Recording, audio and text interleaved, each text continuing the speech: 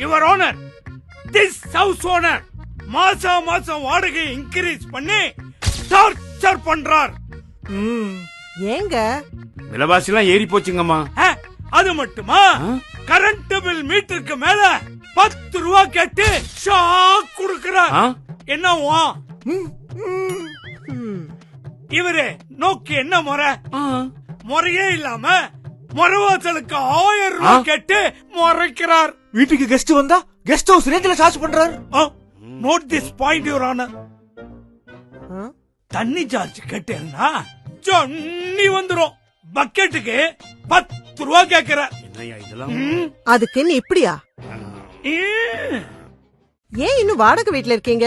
சொந்த வீடு கட்ட வேண்டியது தானே? என் பட்ஜெட்ல மதுரை டவுன்ல இடம் இல்லையே. VIP housing, emerald city, Madurai Othakkadai ஜங்ஷன்ல